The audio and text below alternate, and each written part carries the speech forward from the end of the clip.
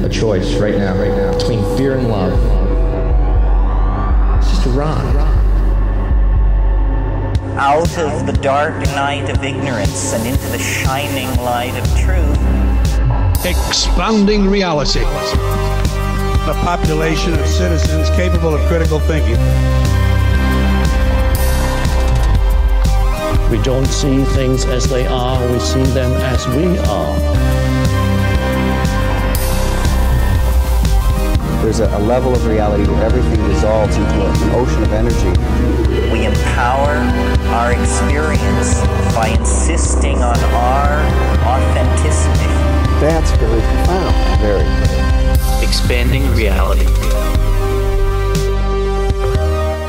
Adam Butler, welcome to the show, dude. First of all, I want to thank you for an incredible book that you've written here, the Butler's DMT Field Guide, a brief history, step-by-step recipes, and personal experiences from a DMT-saturated consciousness. Look at that thing, guys. Audio-only audience, link in the show description, or the video for this is in there as well, and you can come hang out with us. Now, you sent this signed, you sent amazing picture stickers here that go along with this. Dude, I'm so impressed with not only your presentation, but just the fact that you wrote a damn DMT field guide, dude, and also did put recipes in here that I was looking through. I'm like going, holy shit. So we're going to talk about all of it, all the ways to find him located down in the show description. Adam, let's go ahead and get to know you bit of this down here, if you don't mind, sir. Sure. First, if I could, thanks for having me. I've been really enjoying your show and truly expanding my consciousness and reality. Come on. So I'm glad I found you. It's definitely mutual. So, you know, my story is really relevant. Well, how it's relevant to the show is probably my experiences prior to DMT and then after DMT. I mean, ultimately, that's why I wrote the book. And it ultimately tied into my mental health issues and alcoholism and kind of, I guess, my midlife crisis. You know, we were just discussing that this period in our life in our early 40s. I had an absolutely blessed life. Truly, I had amazing parents, great grandparents, college educated, great career, had all the money, multiple houses, relationships, everything. This was all in my late 30s. I thought on paper that this is good. This is what success is. But I was mentally sick. I was ill, and ultimately I was drowning it with alcohol. That, you know, but I had the high paying job, and in today's society, you know, that was kind of a way for me to mask everything. So I had this beautiful 3-story Victorian. You know, I had multiple rental properties. I was making the 170, 180 grand a year. I had the beautiful cars, everything like that. So everything was good, right? And it really wasn't. You know, I was going for walks late at night, basically wanting not only to hurt myself but other people, and really just being sad and depressed. Without getting into all the details, really, it was 3 or 4 major life events that led to me just kind of saying, fuck it. And by fuck it, I'm going out into the desert to off myself. It was, I got a restraining order against me. I got a knock on my house, and my 7+ year relationship was ended by the knock of a door from a constable. I basically was accused of doing some horrible shit, and in retrospect, I was an angry, horrible person. Now, I never put my hands on anybody, but I was mentally and verbally abusive, and ultimately it was because of my depression and alcoholism. And I'm not, you know, it was because of me, but those were the things that I was dealing with to cope with it, not the real work that I needed to do. So I got kicked out of my house, relationship broken up, and then that's right when COVID kind of happened. So then my court case got held up in court for like a year and a half. So there was this kind of limbo where I was just stagnant, but I was still paying all these bills, legal bills, all things like that. But I moved on. I found another relationship. Well, I got into another relationship. I got an even better job. I moved out to the Cape. Everything was going good. Well, then that relationship ended horribly. I got screwed over by work, and I threatened to kill a man. And I meant it. And it was really serious. And he basically looked at me and said, all right, you know, fuck you, I'll kill you. And he lived, a couple basically blocks from me. And that was on a Sunday. And Monday morning, I was like, you know, I'm leaving and I'm driving to California to hug a redwood tree. And I live in I live in Rhode Island. So I mean, it was literally coast to coast. And I took over a year to really just travel the country. I went to like 38 states. I think on my phone it said I visited like 268 new cities, and really I just traveled the world doing shrooms and DMT and meditating and praying and kind of finding myself. But at the beginning of that journey, it was I'm going out because I not only am I disgusted with myself, but I'm disgusted with humankind. But like I said, with the help of DMT primarily, I was able to kind of reset my whole mindset. So, and then now, so I blew up so I lost my house, I lost my relationship, I lost my job, I lost everything. Literally, I own now a car, a bike, and a couple backpacks, from truly having every material, thing possible. But I have happiness and contentment, and we just kind of did a moment of prayer, silence, gratitude before the show. And I mentioned how the ability to be present and mindfully present and to be comfortable, was the best thing that I possibly gained, and contentment and happiness. It was a long journey, but, and ultimately, that's what led to the book, because it was, if this happened to me, this rich white kid from New England who had every advantage and had the world, at his grasp, if it could happen to me where I was that put down by the world, I can only imagine the men and women that have far less. So I was hoping maybe my story of complete destruction would help other people, that they don't have to go through it. I don't know that anyone can avoid it, my friend. I think it's an interesting thing that we come to with this, where, first of all, thank you so much for sharing that, dude. Grateful to know you, grateful to call you a brother. This is incredible, because you really reach down into the depths of it, man. And that's what this place is all about, I really think. There's an interesting correlation between you thinking that we can help the others avoid trials and tribulations by going through them and then sharing our story about them. And in some ways, I feel it's true, because there's going to be a lot of people that hear this and go, holy shit, and it's going to give some either frame of reference. They either say I'm exactly where that dude is, or they say, shit, that's pretty extreme. And at least, my life isn't there yet. And so you can give a glimpse into that avenue. But as far as like being able to go through your life, hearing that things are hot, but never getting burned, I don't think that that's possible, in this place. So I think that these collapses, and just especially having getting, I don't feel over it yet, but having experienced one, perhaps still in it a little bit, but I feel that everyone on a certain path, if you're seeking here, you're going to fucking come up some shit like you did. And it's because it's on the other side of what we thought we needed, and then it brings you up to this place. I have sort of this vision of it. How I visioned it when I was going through it was the ascension sort of path rose really, really high, but it's because I had a bunch of shit stuck on me. If we want to use a metaphor, that there was just globs of fucking tar and nasty rocks and gross habits and beliefs and all that shit stuck on me. And the only way to get it off is to rise so high that something happens, the gravity turns off, you reach a certain moment and you just drop. And that drop shatters you on the ground into a million fucking pieces, man. And if you're able to sort of T1000 your way and assimilate them back together, it's a new, clean, fluid feeling. It's a fresh start. This is the phoenix in alchemy. This is the rising. And we were just speaking about Pluto squared, because I encountered 3 massive dicks from the universe, and it was Pluto, Neptune, and Uranus.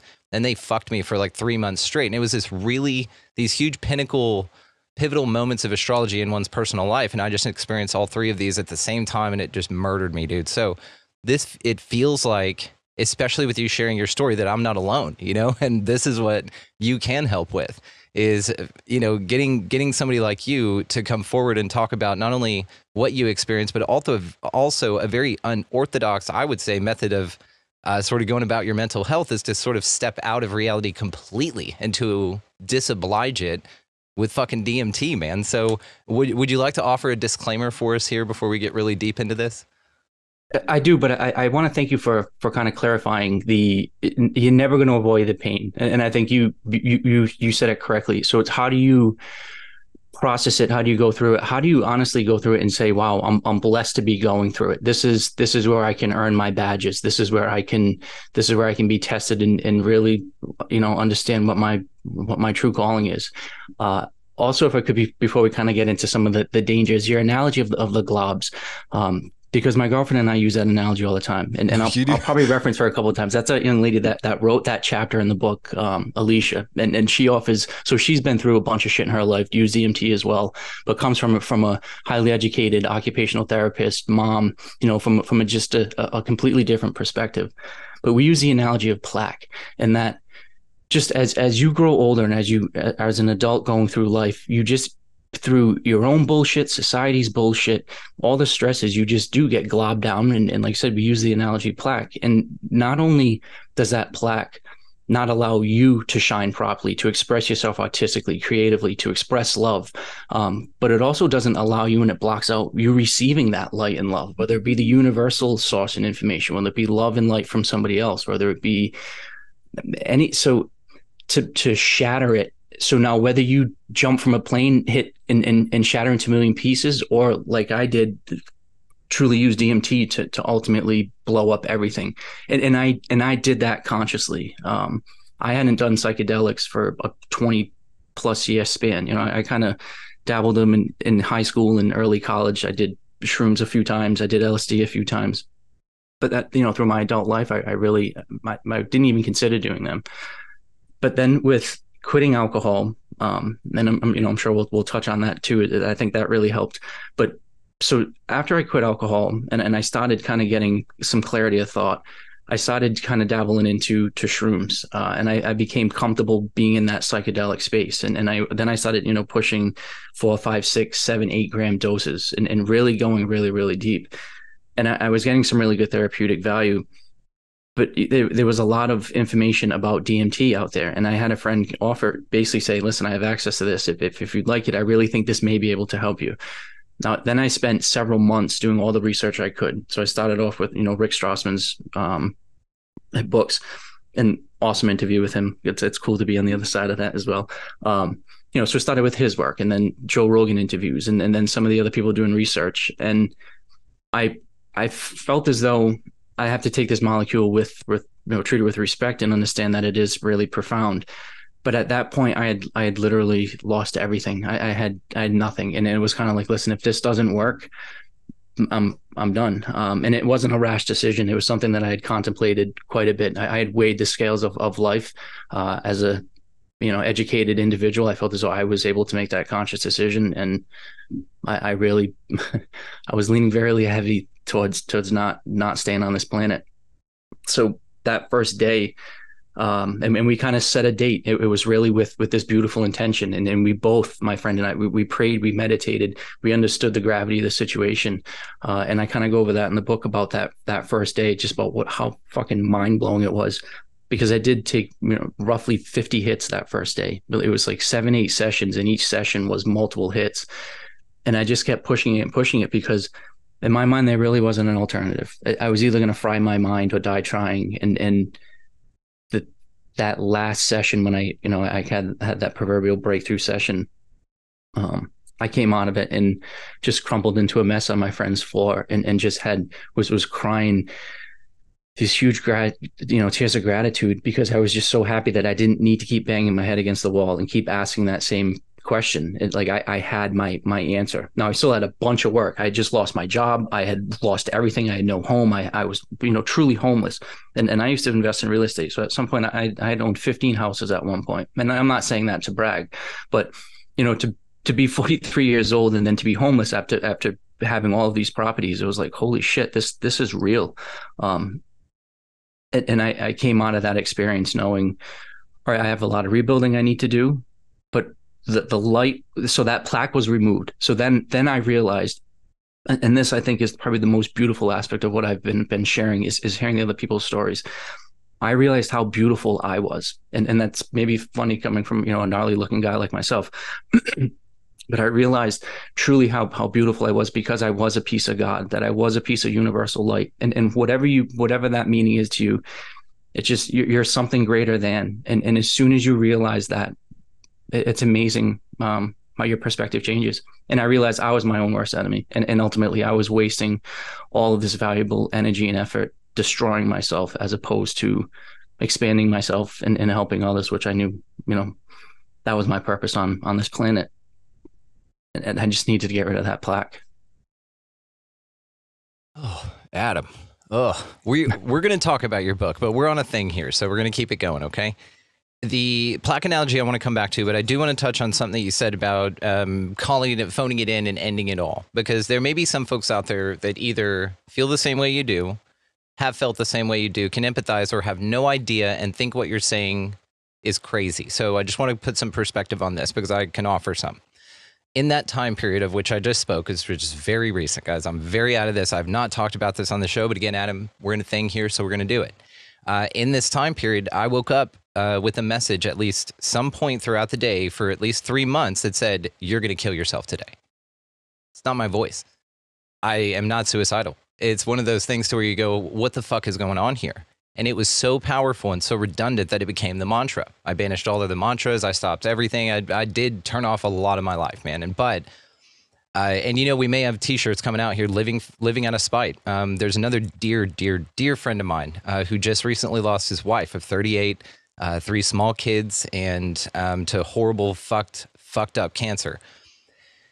And him and I would have conversations during this time period, and he would, you know, message me, and I'd just say, hey, send in love, mate. And he would say, you know, I mean, even though neither one of us could express love, we couldn't feel it, we couldn't receive it, we didn't know what that word even fucking meant. If you reverse it, it's actually evil. So, you know, what the fuck is this realm anyway? So there was so much going on with that, but at least whenever we would touch base, he would just say, hey, do you want to talk each other out of committing suicide today? I said, absolutely. Now, the conversations were never that, okay? They weren't like, bro, don't, right? Because I don't have, number one, I feel a fucking right to do that. And I've changed my mind significantly while staring this in the face, because it's something that if you don't have, I don't know that I would wish this opportunity on anyone, but if it is an opportunity, you really want to look at that and look at what it means to look at that, then there's another conversation on the other side to be had, because that's not even the worst of it. What you said about it, I just don't want to be blended off into the mix of what we're talking about here and not be addressed, because I experienced it and it was heavy as fuck.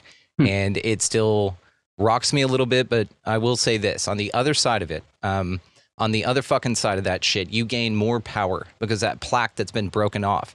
And here's the other bit of that. Yes, a lot of that plaque has been forced on you, but early on we choose to stick that plaque on us, because I said the metaphor, so we're just going to stick with it here just for a minute. That we come in as these beautiful fucking amazing light, pure, amazing things. And we look around and we say, well, my mom who's my guardian, that's my everything. She has all this like tar and feathers and this black muck all over, and she has all this fucking shit all over her. And I could see a little bit of light poking through, you know, and I know that. But I mean, why does everybody around me, my pastors, my teachers, my brother and sister even have some light body, but they've got a lot of muck stuck on them now. And what you notice is your beliefs, these little limitations, these things. You actually tar and feather yourself along with your environment. And that's what this place is. It's this fucking torture machine that gets you to stick all this fucking heavy shit on you so that you can be weighed down enough to be preyed upon by whatever fucking energies are here to do so. Through the type of metamorphosis you and I have experienced here, dude. Apologies. It seems that it's so crucial, vital, and important for us at least to talk about it, because then folks, again, yeah, maybe you're not feeling alone. And if you fucking want to talk, guys, reach out to me. I'm not hard to find. Just reach out. It's a very real thing. And again, I'm not suicidal, and you're obviously not either. But I think, again, to touch on the fact that it can be so real is something that's very, very important to address and to talk about. So thank you again for talking about this, dude. We can continue on with your book, but I just wanted to bring that up. Well, and it's important to want to bring it up, because that's been by far the most rewarding aspect after writing this book, is getting literally hugged and kissed by other grown men being like, oh my God, thank you for sharing your story, because it allowed me to share my story. And people just want to have a comfortable space to feel heard, to feel listened to not feel judged. And we're not unique to have our plaque or our bullshit, right? And it's tough, but especially with guys, you know, we're led to be this macho tough guy. You can't cry, you can't talk about this, you can't hug another. That's bullshit. You have to cry. A lot of tears are good tears. You have to outlet emotion. You have to connect like that, and then once you do, and then once you become fully connected with yourself, and like you said, when you come on the other side, it is so beautiful. And ultimately, I know there are people that are sitting in a really dark place, and I've been there. It sounds like you've been there. The light on the other side is so much more vivid and so much more beautiful, and your senses are so much more in tune to it. That, man, if you can just get there, your perception will always will forever be changed, and it'll be changed in an awesome way. And to your point to start the show, the suffering, the bullshit, the kicks and the dicks, the cancer, the death, the dying, all of that somehow, some way, is to allow us the opportunity for growth, to really grow stronger at that crack and bend. And the way I look at it, and maybe another analogy that we use often, is kind of like gaining those Girl Scout badges or the Boy Scout badges, where you go through these trials and tribulations and you get that badge. And my sash is covered with badges that it takes a lot of work to get. And I want those badges. I want those life badges, because now I have the confidence to walk in to any room, to any situation, and deal with truly anything or anybody and feel comfortable in my own skin. And that wasn't the case before. And it wasn't because I was intimidated or scared. If anything, just the opposite. I used to manipulate. I was narcissistic. I was controlling. I would use my intellect and perceived power to try to control people, where now it's just the opposite. It's, how can you connect with one? How can you love one another? How can you help each other achieve a goal, not use somebody for your own goal? So it's a completely different shift. So yeah, you win personally because you get to stay alive, but then you get to enjoy the blessings of life. Man, we will talk more about this being a hell copy of an awesome world, and it's a demiurge place, and everything from here's from hell, and but we'll talk about it. But I love your perspective, because it's very, very necessary, I feel, absolutely, because look what it's done. Look what you've been able to do with your life. Look how you've changed your now we can get into life, the fun man. stuff. Yeah. We can get into the tantric sex and all that good stuff. I know. I saw this in your chapter here. What is this? Alicia's angle, just big words right here. Transcendent sex as soul dialysis. So, I mean, you got to read more, guys. Links below for damn sure. Butler's DMT Field Guide. So let's talk about it, man. Do you want to give the disclaimer for the kiddos there about DMT and... Well, I think it's important, just especially, I think all psychedelics have gotten a lot of attention, not just DMT. So shrooms, ketamine, for PTSD and depression, anxiety. And the research is showing that it helps. The research is showing that it does increase neuroplasticity, that it does allow people to kind of reset their lives. That being said, it's not something that should just be done haphazardly. You really have to understand why you're doing it. And that's not to say you can't do it for a party or for a rave or for a concert or just to sit out by the fire and just veg out. Those are all, you don't have to be in the depths of suicide to enjoy the benefits of psychedelics. But you can't just, I think, just take them randomly, and you certainly shouldn't just be giving them randomly and acting like, oh yeah, everybody should be doing this, because just as much as it's rocket fuel. And I say in the book something similar to the effect of, it can bring the ship to the moon, but it can also blow it up. And it's true. So just as far and know what you're getting. And ultimately that was one of the reasons why I wanted to put the recipes in the book too, because I think you get so much more benefit when you make a product yourself and you start from bark, root, and leaf to whether it be a drink or the crystals that you're able to vape. The process. You've done it. You've made it with love. You've seen where the products come from. So I think that's important too, is that you're able to, source it properly. But just be ready. And whether you have a guide or somebody to sit with you, like in my case, that first day, I felt as though I really needed that person. And once again, another grown, burly, bearded man who was, we were sitting there with our shoes off, and I had a pillow and a blanket, and all he did was just sit there and comfort me. And not even by comfort me, all he did was sit there, and I knew that if anything were to happen, whether the door got knocked on or there was a fire or whatever, I would be taken care of, and that he was physically able to take care of me. But other than that, he just sat back and let me have my space. But, make sure you do have a comfortable, safe space. Make sure, that you're not going to have whatever random distractions. Certainly don't do it in public if you're not used to, what the effects are. But really, I just, and we could speak for an hour about disclaimers and safety things. It's more just Don't fucking do it while you're driving. Like, this takes your vision away, guys. It's not a get up and walk around thing. It's a sit down, fucking be safe, like be maybe strapped down to something. Like, just sit down. And do your own research. Yes. And I say that like this book is certainly not the end all be all. The whole purpose of this book was to be a brief, easy to read field guide, which then leads you to ask other further questions and then read other books. And then, there are scientists that have spent 20, 30 years of their life dedicating this, like Dr. Strassman. Those are the authorities. This really is, some case history, some easy recipes, and really just kind of my bio to say there's another way out. I like your disclaimer. I'm going to interrupt you to say you're just as much of an authority, dude, because of your actual boots on the ground experience, if you want to say that, your realm experience. You've gone there, I think, more than the average person, especially anyone who's just sitting there with looking at a piece of paper going, oh, this has this many things in it, so it should make you feel this way. And then reading brain charts and shit. It's very different than to venture to put on the fucking spacesuit and to go through the dimension, dude. So like, once you've seen what I've seen, you don't unsee it for sure. I am not going to downplay your contribution to this field. I feel it's equal, if not more important than Dr. Strassman. So I've fucking said it. You. That's out there on the airwaves now. Oh boy. Thank you. But so really what, and segue with Strassman again, I think what really excited me about the prospect of using it as well was the endogenous factor. So the fact that it is produced naturally, not only in our own bodies, but a bunch of other plants, mammals, and there is something different about this. So when you're taking shrooms, the effects are amazing, and the environment changes and morphs, and the walls melt, and you're able to your consciousness in reality certainly gets expanded. But it is a foreign substance, and it feels like you're getting poisoned. Like when that starts hitting you, and granted, it's a kind of a good feeling, but shit, this is running through your blood, and it's starting to go.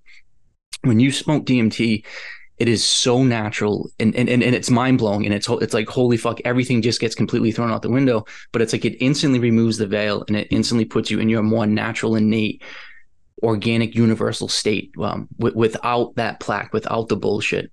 And not only your five senses are completely tuned up, but then you have all these other senses that kick in, and you really do experience reality in a more real sense. And it's not more real, like one's real and one's more fake. It's just one has 5 inputs and one has 25 inputs or 500 inputs. And that's what was really exciting to me.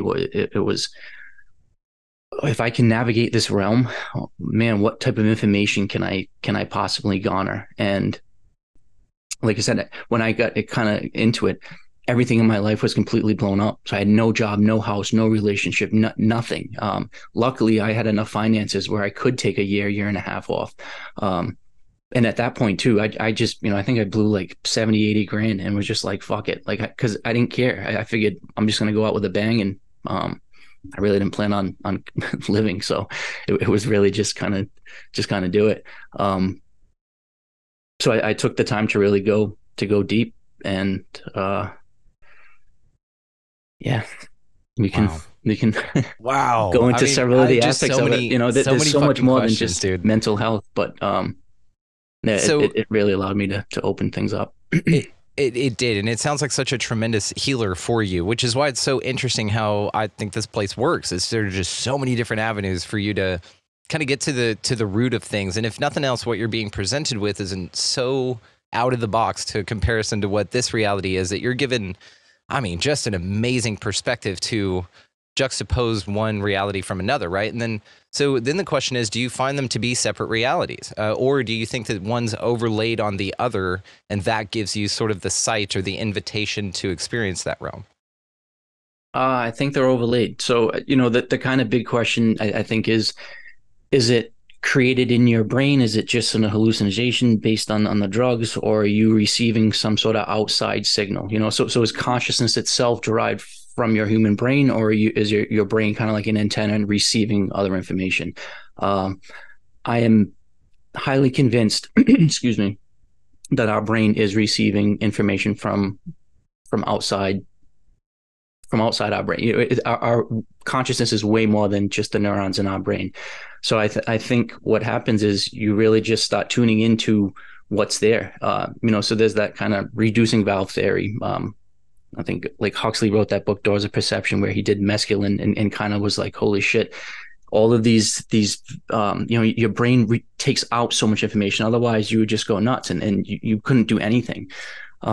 Once you start removing these veils and seeing all of the information and energy and different vibrations that are out there, you start tasting sounds and you start seeing and touch and tasting colors and all of these weird things start happening, and you realize that in my opinion I don't think that can be generated in your brain.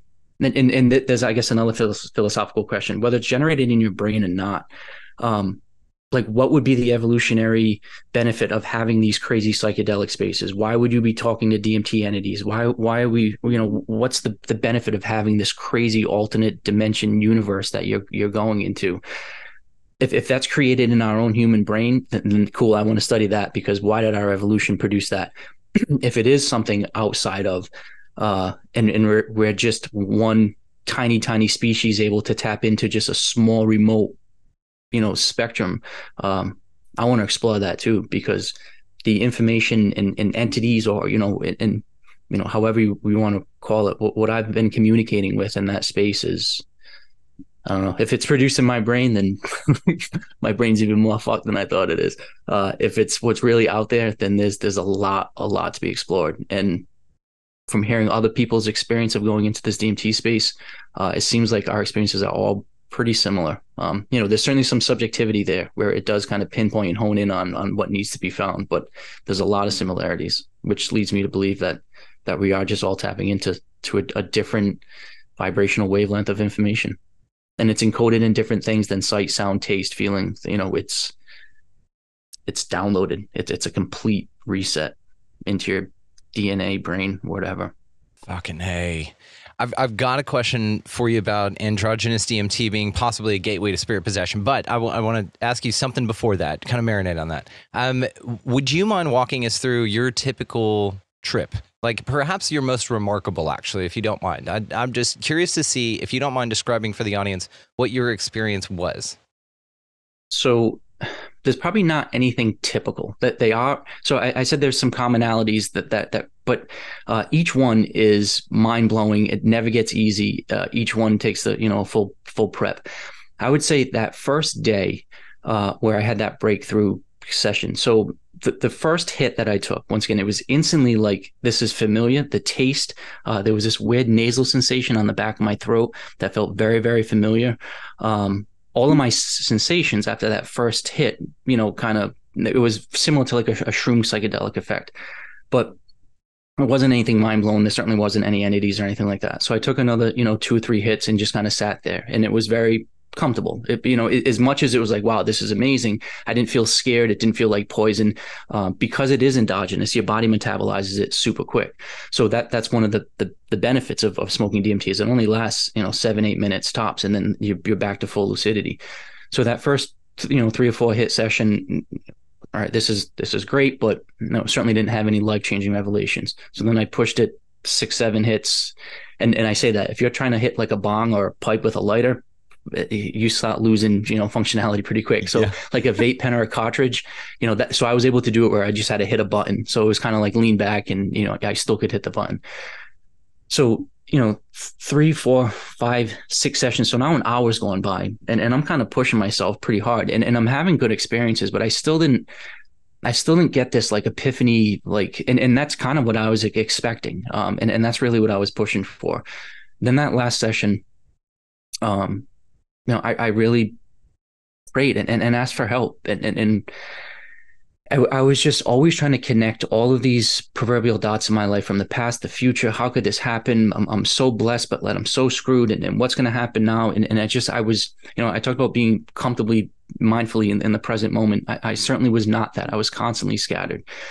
So that last session, all the crazy kaleidoscopic mending of sights and all the weird shit that people describe seeing. And then it's tough to describe other than just using all this colorful language, but all of that stopped. So it was like complete silence, no vibration, no hum, no sights, no sounds. And it just felt like I was being pulled from all the directions at the same time. And then the information was given to me. And I've been asked before, was it like English voice? Was it a professor? Like how was it given to you?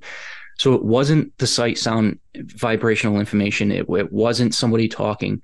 It was truly just this download, upgrade, however you want to say it. And I instantly knew, how I conveyed it was, all right, you want to connect these 100 dots or 1,000 dots. Boom, here it is, all connected. And then, throw in 1,000,000 dots. You want to connect 1,000,000 dots? Watch how easy this is. Connect them all and then scatter those. Now there's 1,000,000,000,000. Now there's 1,000,000,000. And then, it kind of did that a couple of rounds, and it was just like, no, you stupid human. You're never going to connect all of these dots. The point isn't to connect the dots. The point is to kind of dance and play with the dots and to understand that the space between the dots is where that information is. And it's a game to be played, not to be won. And my mind was academically trained, and I had all of the advantages in the world to explore all these things. So I had probably more going on in my brain than most, and just everything was trying to connect.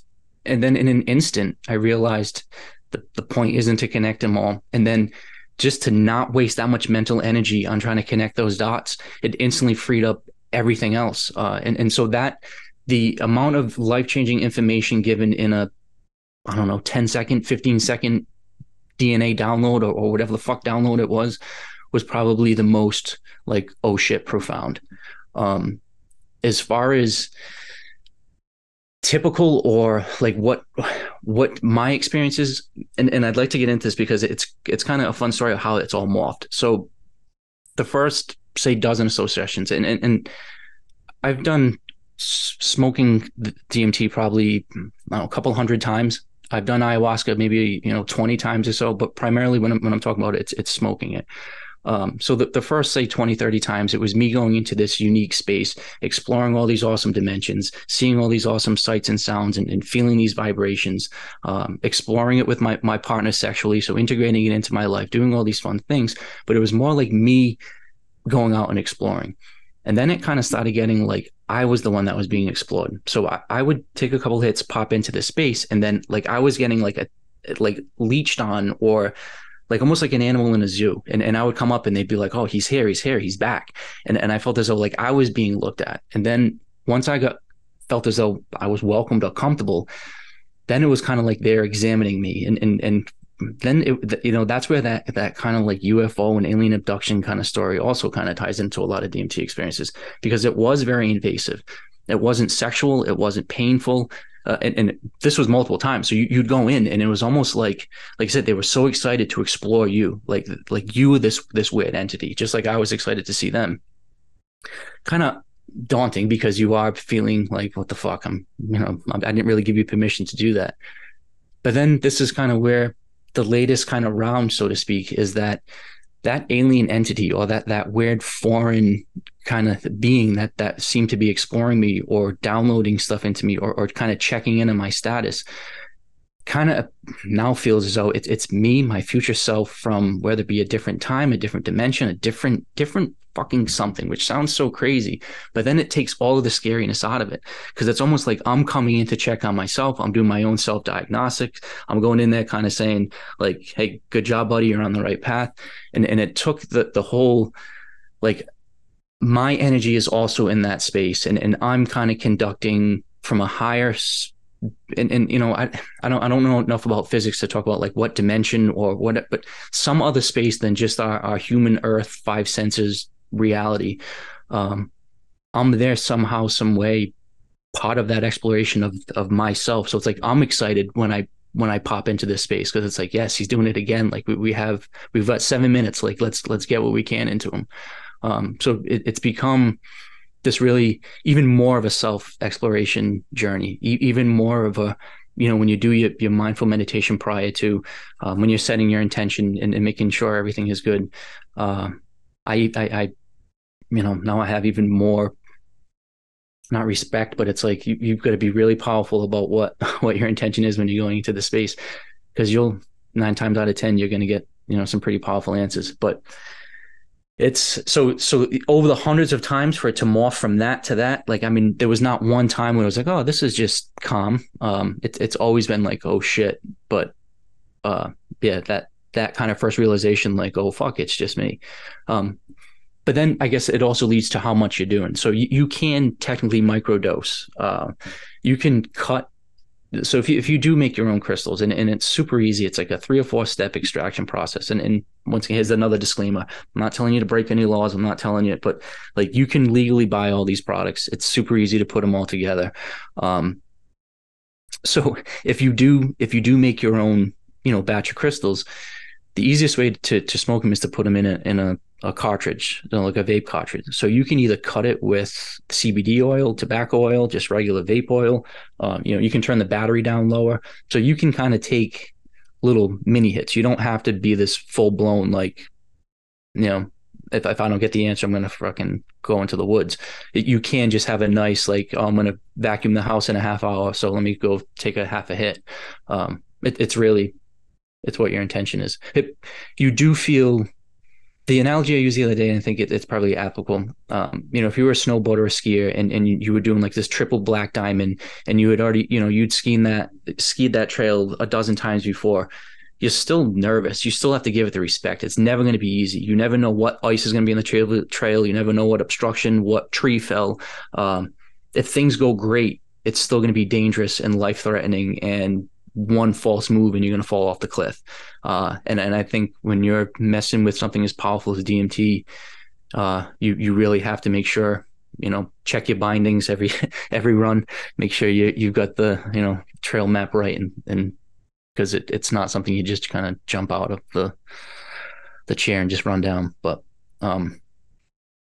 once now being comfortable in that space, it's something I use consistently for therapeutic, spiritual, meditative, sexual, all of those purposes. And it's part of my, I don't want to say day-to-day life, but it's definitely part of my holistic well-being for sure. And it is at this time, I'll go ahead and invite you to break that pipe out. Ladies and gentlemen, check the video version. He is going to do some DMT. Tune in. It's going to be a minute, though. We're going to do some dead air, possibly. I don't know. Maybe some hooping. Kidding, of course. But, dude, fascinating how you described this. And it's so interesting that you said this. First time I ever did was this March. First time I ever smoked ayahuasca a year before, but smoked DMT this year. I was invited out to Atlanta to hang out with the Phi Tribe. Shout out Ford and Mike. And had just an awesome time with them. And the day I get there, they go, hey, do you want to smoke some DMT? I was like, fuck yes, it's been on the list. Let's go. So they actually had it and then dropped it on top of CBD flower. So it actually was in a pipe on top of CBD flower rather than normal weed, because you didn't want to cough the hit out, right? Mm-hmm. So they put it on that thing. You took a good rip, and I'd heard about this. I'd heard a lot about it. And so there was at least some knowledge going in to get past the waiting room, right? That little colorful gold sheen, or those little psychedelic pictures that are pretty and bright and colorful, but that's not real transition is what I've heard. So I, instead of the 3, standard, hey, if you can make it to 3, you'll be good. 5 hits my first time. McKenna. Yeah, 5 hits my first time. My hand was already, felt like it was like a bunch of string wrapped around it, or looked like that, as I was taking that 5th hit, and it sparked up, and it was like a huge flame from a dragon's mouth. And dude, took that 5th one, and then there was a sleep mask that they gave me because they knew. They were like, hey, just sit down here, right? So I did a sleep mask and a lounge chair and just kicked back. And man, it started wild, and we could, I won't discuss all of it. It's up on Patreon if you guys want to check it out. With Ashley Rose, we talked about the whole experience. But I met entity. I was shot right through that fucking waiting room, dude. There was no waiting at all. I was very welcomed in. So it's funny you said that. Thousands of entities like pulling me, reaching out with their hands and pulling me forward, like all smiles, gestures, and all kinds of shit. These dudes with huge swords, all kinds of shit. But anyway, it is interesting whenever you go into that realm and you're making connection with something there, because you're not from there. And just like how they're interested in you, do you feel that you are at an advantage there, being there with those beings, or do you feel that they're more of an advantage in that environment? So you had a guest on a couple back where he was talking about, like, entities are like, basically saying that they're negative and they're going to leech power. And this is where I'm going with it. Yeah. So I did watch that, and I think there's a lot of credence to what he's saying, because the potential for that energy suck is certainly there. So I guess 2-part question. I think they have the advantage because they have they, and once again, what are we talking about? Angels, demons, entities, jesters, all of it. That's their normal space. So they're using the senses other than our five, and I think they're able to manipulate it and use it better than we can. But I do kind of agree about his point, is that they need us for something, whether it be the energy contact, the point, whether like they need us to actually manifest in this time space reality, because they're somehow higher. And they need to collapse down, and they need our kind of dumbed down or 3D consciousness to somehow keep living or to keep charging. So I don't think it has to always be negative. I think it can be mutually beneficial. I think it can be symbiotic, and I think it can potentially even be synergistic, where you have two positive entities. You have two positive spaces, and that vibrational energy, I think, can do both destruction and creation. Now there's the, how do you become wise enough or enlightened enough to differentiate that, is all of these archangels good or bad, or are these demons disguised as angels and vice versa? That I won't claim to have any really insight on. I feel as though I have a pretty good bullshit meter in this world. And then I think DMT opened that even further. And in that space, I'm very comfortable telling. Not like there was this one time where it did feel like there was this kind of negative, kind of like sucking type energy, and I basically just said no, like that's not what I'm here for. Get out of my space, and it just dissipated instantly. And it that kind of gave me not cockiness, but it was just like, yeah, I am in control of this. Like this is really where the question's going with this, and I'm so grateful you answered it the way you did. And it is because, yes, that is one perspective to have, that once you get in, you're opening yourself up to all this crazy shit and all of that. Now, I think that the truth is somewhere in between all of that, right? So perhaps there is something to, again, what Hattie Mikowski, all these guys that talk about this place being a realm of a demiurge, it's actually a farm that's sucking off of your energy. I'm having a tough time not saying it that way.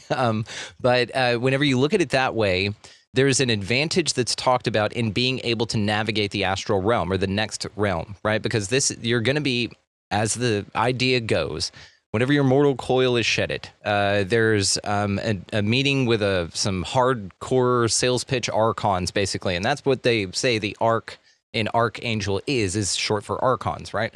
So you're going to be allegedly met with these hard pitch archons that are going to look like everything. They're going to look like all the decisions you made that you have regrets for, which is why it's very important to do that recapitulation, sort of go over your shit mentally, walk back through your life and go, yeah, I'm cool with that. Or, oh, I should maybe call that person, and whatever you feel, so that you don't have any attachments or bindings here.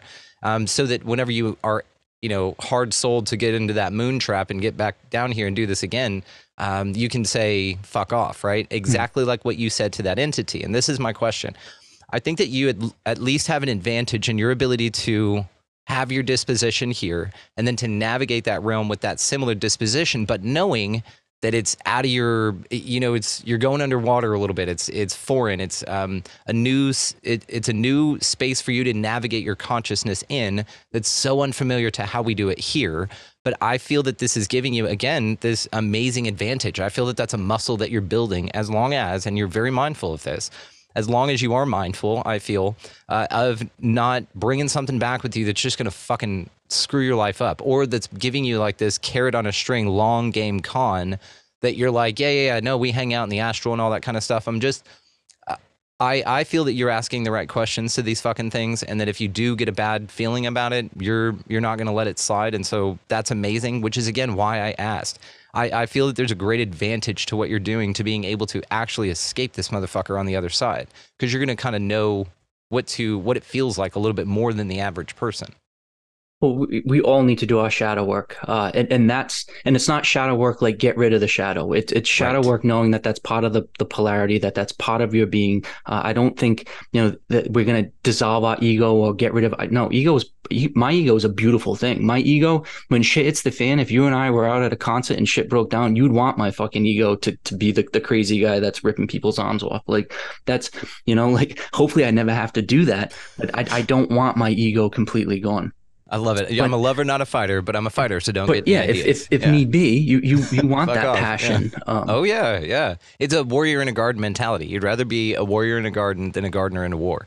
Absolutely. Yeah. One thing I think that maybe gave me an advantage going into this space with kind of this attitude of whatever, bring it at me, was everything in my life already was destroyed. I had lost everything. I had lost my job, my relationship, my homes, my money, my titles, I mean, truly everything. I had nothing else possible to lose. So when I was walking out, whether it was walking the streets of Las Vegas at 2, 3 in the morning, whether it be out in the woods of Utah or Northern California, where I was walking with literally bears and mountain lions and shit, I didn't care. Like, I really did not care. I wasn't afraid of anything or anybody. And I say in some of these, and it's, I say it kind of like jokingly as a metaphor, but the shit's real. And I say it like to try to give emphasis on how powerful it was. I feel as though I was fucked by the devil, and I felt as though I was abducted by aliens, and I was torn apart by every possible demon that was out there. So I'm not afraid of. I've already dealt with them. I've already told them to fuck off. They've already done, like, I've already beaten them in their game. And even to the point where it sounds corny, but it's kind of one of those cool, like, as a grown adult, not that anybody, well, I shouldn't say anybody, not that you're necessarily like afraid of ghosts or goblins or things like that, or things under the bed, but like if you were to lay and your hand falls off the bed, you kind of instinctively pull it under. You don't want something to be there, or like you're worried about like the closet door being open and you want to shut it. After all this shit, I don't like, I love going into dark places where it's almost kind of like, who's going to be here? Because if it's the devil, he already knows who the fuck I am, and I'm comfortable. If it's one of his minions, I'll tell him to screw. If it's some alien thing, like, they're cool with me.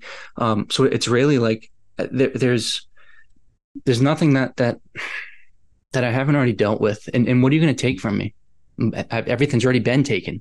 And that's another kind of awesome point of this, is once you've seen how your energy is projected into the future and that it's way more than this, I'm also not afraid of death at all. And not to say that I welcome that transition of energy, but man, I am not at all intimidated, afraid. If it happens at the end of this podcast, man, I just know that I lived an amazing, blessed life, and I went on top. But knowing, so once again, if you can't take any material good from me, if my integrity and character are completely solid because of all the shit that's happened, and I'm not afraid of my actual life and dying, what can any possible entity or spirit or devil or alien or anything, but even better, what can any man or woman ever do to me? Fucking nothing. This is the power. This is the power of the break, by the way. The power of that deep shit, because I'm sitting here fucking nodding my ass off. Guys, check the video version in the show notes. See, this man is handsome. I am nodding my ass off, sir, because I completely agree with you. There's nothing to fear after that fucking shit, because you've been through it. You stared at this thing. You said, yeah, I can kill myself easily. I know 12 ways to do it right now.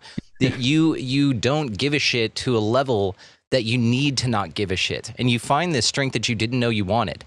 And it's on the other side of this, being bullshitted the whole time, being fucked by the devil the whole time is a beautiful analogy, dude. And it's on the other side of that, though, where your no fucks exist. And that is where your power lies, dude, because you're not attached. You're not being pushed or pulled in any direction. You can't be fucked with and bullshitted anymore because you've already done it. And you've already been there. You've seen all the devil's dicks, and they suck. And so you're not affected by it in the same way, which makes you dangerous as fuck, man. And that's the point I hope that people who maybe are fighting something like this or not leaning into how they're feeling on the other side of this, guys, that's the power. It's not the love and light. It's not this disharmonious energies that you're putting out into some fucking far-flung future, convincing yourself that you signed contracts to come here and get fucked. Maybe if you want to view things that way, keep your power there. But I'm saying that there's another side to this, and Adam and I are talking about it right now. And it's just awesome what you're talking about, man. It's beautiful. And so once all that bullshit's been removed too, it allows your empathy to be increased. It allows your sensitivity to be increased. It allows as a guy, it allows your feminine side to come out more.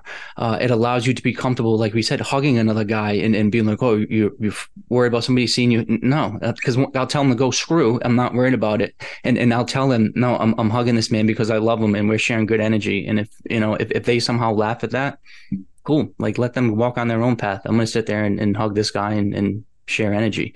So it translates into everything. But then that openness to see yourself with that same type of empathy and that same sense of forgiveness and that same sense of love.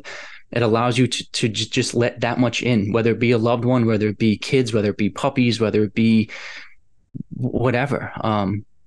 It allows that paradigm shift. You know, and I mentioned in our email prior to this that I'd love to kind of give you congrats on the interview with Neil Donald Walsh, with the author of Conversations with God, because one, just an amazing book. Two, it also helped transform my life, and holy shit. But just, you know, the concept of a new religion, in essence, a new concept of God, and being, you know, being somebody that's not fearful, having novel thoughts that are going to get pushed out. But yeah, we need an entire consciousness shift, which is going to change all well, not change, but just see that this self-destructive path, whether it be a microcosm that I was experienced within me, is the same thing that's happening as a microcosm in society, and ultimately the same ills. Like I was, you know, clouding myself with alcohol, and I was 40 pounds overweight, and I thought everybody else was my problem, and the guy that screwed me over, what an asshole, and the woman that screwed me over must be her fault. It's like, no, like if anything, I owe all those people an apology, a genuine I'm sorry I was an asshole, and then two, to take accountability for your own actions. You're able to just move on and live your life and live it in a way where, once again, you're not worried about the past or the future. You're so blessed to be shrouded in, whether it be God's grace or to walk around without plaque, like to know you had a 40-pound backpack of plaque, and then to take that off. Like, it's almost like you want to just run around and explore life because you don't have all of those obstructions, and you don't have all those things that used to tie you down. And it's like, it's a whole new lease on life. The analogy I used I was on the Typical Skeptic podcast. Robert Khalil, amazing show. Thank you so much for having me on, buddy. And one of the things we talked about on there was this analogy that I came up with for this experience I was having, which was that I had an entity or something, somehow, or a bunch of muck or something that had tied my nuts up. And then left nut was on the right side and the right nut was on the left side, all this good stuff, right? Now, over time, just like whenever you tie a string around your finger or something like that, the finger will go numb. And so you just don't feel it. You just don't notice that it's there. And then you think of these things like the plaque you talked about, or like these entities, perhaps, taking little bits of your energy and tying it off and numbing it out and siphoning it off in that way. Now, when I started looking at things like this, I was just like, oh my God, get fucked with all of this shit. Because then if you really look at like the way that energy could be harvested in this place or whatever, then it feels like if they are tying off and siphoning off this energy or whatever, you, after a certain amount of time, maybe you do start to notice and you start to go, hang on, I do want the feeling in that finger back. And hang on, my nuts are in a fucking twist.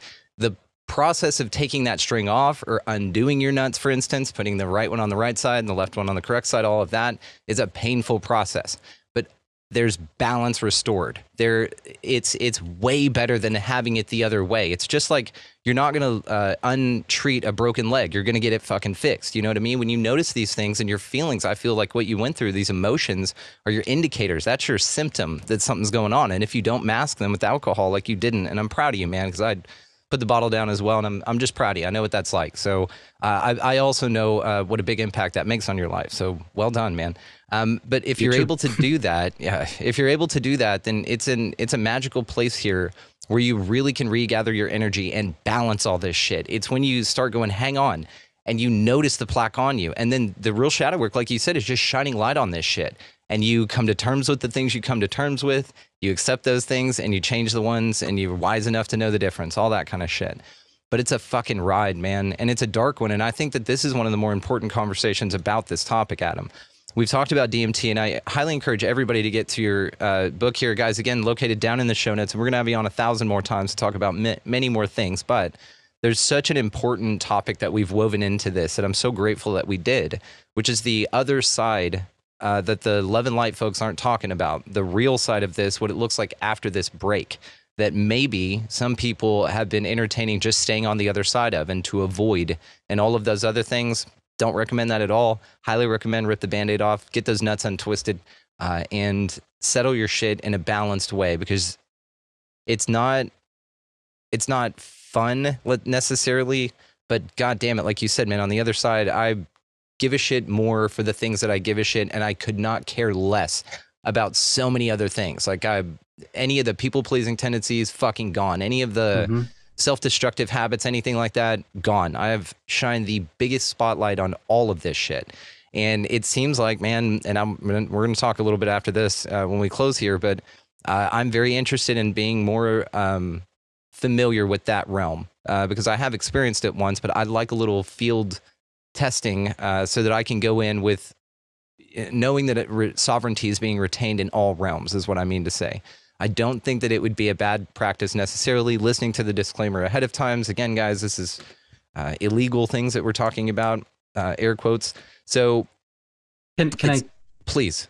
So one of the cool things, though, once again, that it is produced in your own body, is that you can produce it through breathing and meditation. You know, so like, and it's not that full blown. Well, I shouldn't say that. I've had some amazing endogenous produced sessions where and it's there's videos out there that there's a lot of practices that you can follow, and it's real. You know, from somebody that smokes it and knows what it tastes like and knows what it feels like, you can with the proper mindset naturally induce it, and that's where, you know, all of this new science is proving these ancient meditative techniques of sitting and being mindful and being present and breathing, and it brings you to this enlightened blissful state. And it's because it's your body's pulsing DMT and you know, just it's so there's ways of having this go through you with naturally, and you know, that's probably a good way to start, which is getting a mind body connection. Start, you know, being comfortable with how your body is responding to its own physiology and the chemicals that are in it, and understand why they're producing it, and then understand that when you do DMT, you're not putting in a foreign substance, you're just adding on to what's already there, and that natural metabolism feels like it's a natural breakdown. Mind-blowing, change your fucking life, but it is you know, it is a very natural feel, and I think that's why it's going to be important to bring, honestly, the humans to the next evolution of our species, like that next level of consciousness, where I think DMT is going to be a big part of tapping into our potential. God, it's just it's so interesting. Like the second you're like, oh, this place, you know, can't get any more.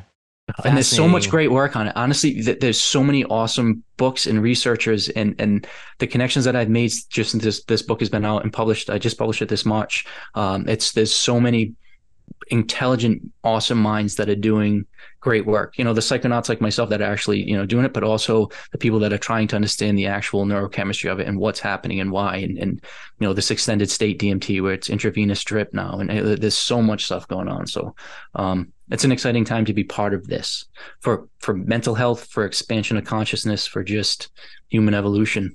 It's going to be fun. Dude, it's absolutely incredible. It's just fascinating the work that you're doing. I'm just blown away that you've done DMT that many times, and that it just seems like, in comparison to I didn't know you before, but in comparison to what you've described about yourself, we're just looking at a completely different guy here. That's calm. Yeah. That's You very would not want to be my friend. self-aware. No, I was a condescending prick. I thought because I had the college education and the money, and like I really, man, but I sit here now knowing that I needed to every one of those horrible processes, or every one of those things that I look at when I was going through it, are exactly what needed to happen. And now, as I sit here at 43 years old, I'm so blessed to know that I hopefully have, you know, maybe half of my life left, that I don't have to waste that energy. I literally every night I go to bed and I say my prayers of gratitude, and they're just so lengthy and so genuine, and I get goosebumps every night when I go to bed because I'm so happy. And when I wake up every morning, I'm so grateful to enjoy another day. And it's real. It's not some fake bullshit, and it's not praying to some false god. It's none of that. It really is just a genuine sense of true contentment and gratitude. And irregardless of whatever material wealth I have or whatever external reality is going on. And especially now in today's world, if people can harness that, whether it be through taking a couple hits, or like I said, through praying and meditating and breathing, the world, I think, would benefit from that for sure. Adam Butler, all the ways to find you are going to be located down in the show description. Your book, amazing, Butler's DMT Field Guide. Guys, check it out. Everything's located.